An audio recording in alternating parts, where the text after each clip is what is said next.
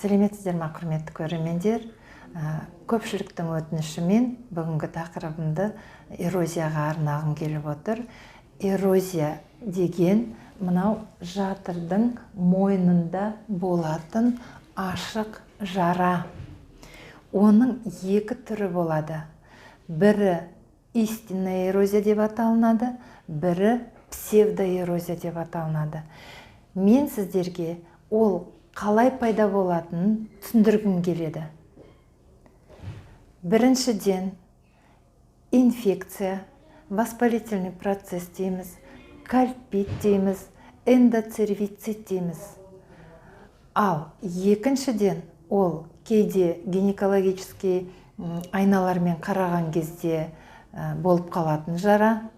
Кейде біз сол жерлерден мазок аламыз, соскоп аламыз, содан кейінде пайда болып қалады. Ал екіншісі псевдоэрозия деп аталынады. Ол псевдоэрозия жаңағы бірінші истинный эрозиядан кейін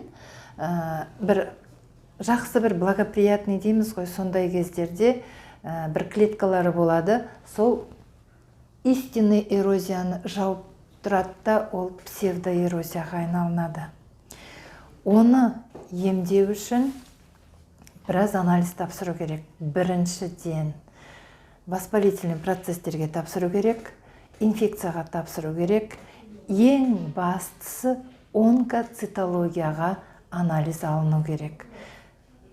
Менің практикамда ол псевдоэрозия болса да, ол истинный эрозия болса да, біріншіден онкоцитология деген ол раковый клеткалары бар ма, жоқ па деген анализ болады.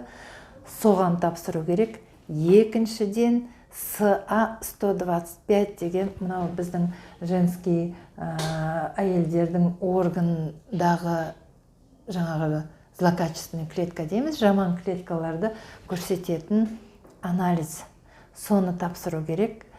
Кейін емін сол анализдерде қандай ауытқулар бар, воспалительный процесі қаншалықты, қандай инфекциялар бар, онкоцитологиясы қалай екен, СА-125 деген анализіміз қалай шықты екен, соған байланысты болады. Толық ақпарат білгілеріңіз келсе, төмендегі номеріме хабарласуларыңызға болады.